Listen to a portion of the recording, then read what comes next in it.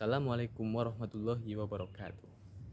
Pertama-tama, marilah kita panjatkan puja dan puji syukur kita kepada kehadirat Allah Subhanahu wa Ta'ala yang telah memberikan kita nikmat hingga sampai saat ini kita masih bisa merasakan nikmat yang tak ternilai.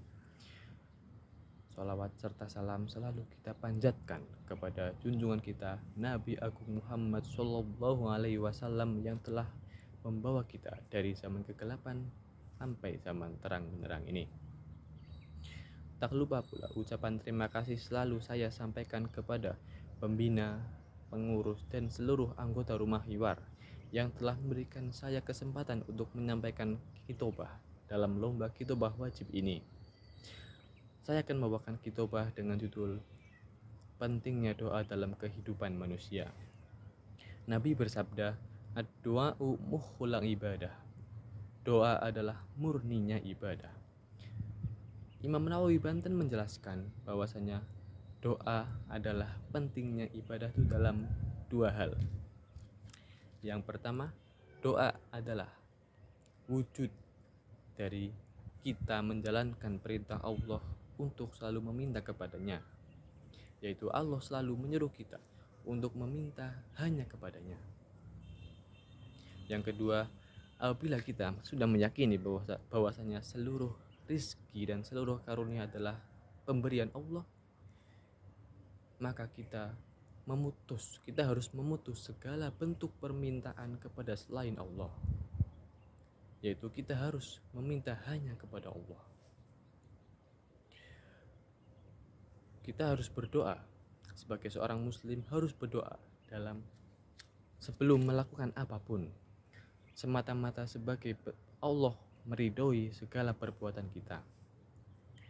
Di saat kita mendapatkan kesenangan, mendapatkan banyak rizki dan karunia, kita harus berdoa agar tetap bisa mensyukuri nikmatnya. Di saat kita mendapatkan cobaan, kita harus berdoa dan kita harus meyakini bahwasanya segala cobaan dan musibah semata-mata adalah bentuk teguran Allah kepada kita untuk lebih mensyukuri nikmatnya. Dan yang ketiga, kita harus selalu berdoa untuk dijauhkan dari iblis, dari setan dalam semua urusan kehidupan kita, tidak dicampuri olehnya. Kita harus tahu bahwasanya tipu daya setan dalam mencampuri urusan hidup manusia itu sangat besar. Setan sangat jeli. Bahkan setan tidak rela apabila ada seorang manusia yang tidak memiliki dosa. Dikisahkan bahwasanya ada seorang sahabat yang beliau selalu beribadah kepada Gusti Allah, selalu rajin berjamaah di masjid.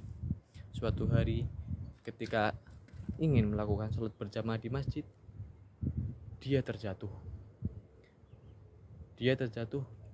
dan iblis yang berada di sekitarnya langsung membantunya, menuntunnya ke masjid. Hari demi hari iblis tetap menemani sahabat tersebut dalam berangkat ke masjid.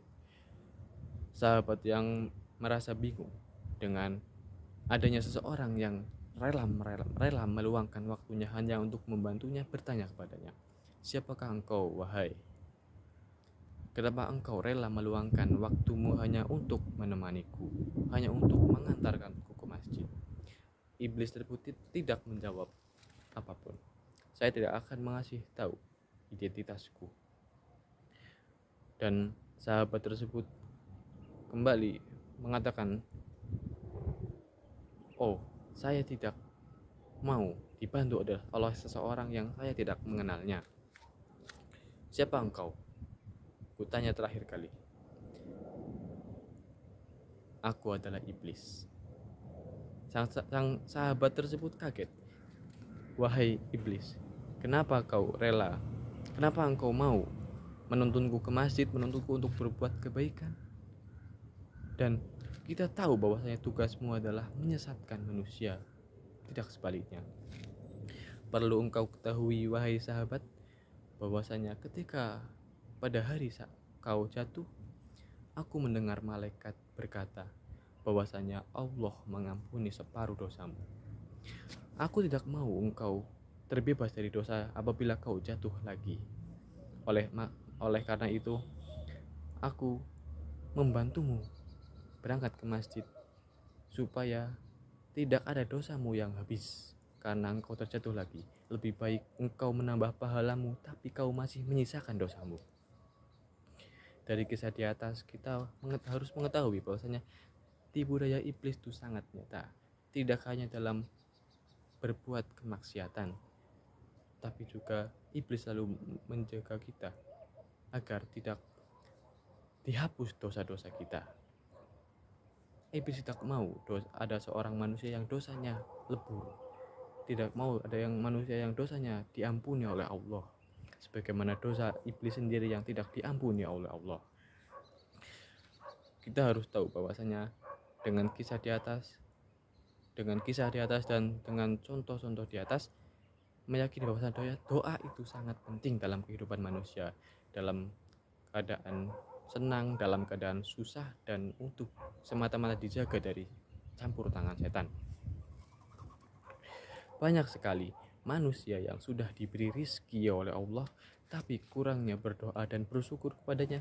Dia selalu merasa kurang dengan rizki yang dia dapat. Tidak sedikit pula manusia yang selalu mendapatkan cobaan dari Allah, tapi dia tidak merasakan atau tidak menyadari dengan tidak berdoa kepada Gusti Allah bahwasanya cobaan yang dia alami semata-mata adalah teguran darinya, teguran untuk lebih mensyukuri nikmatnya. Maka apabila kita mendapatkan musibah, kita tidak boleh bersuudzon kepada Gusti Allah. Kita harus berdoa bahwasanya ini adalah pemberiannya, ini adalah yang terbaik darinya untukku, untuk kita semua. Banyak manusia yang telah suudzon kepada Gusti Allah akan cobaan yang ditimpanya, hatinya menjadi keras hingga segala kesalahan dia tidak mau menyadari perbuatannya. Dia selalu menyalahkan orang lain dalam cobaan yang dia terima, dalam kegagalan yang dia dapat.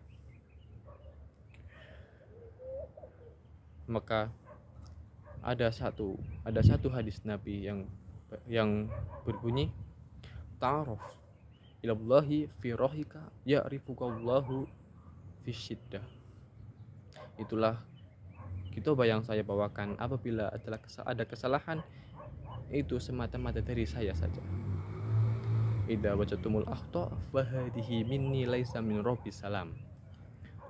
Wassalamualaikum warahmatullahi wabarakatuh.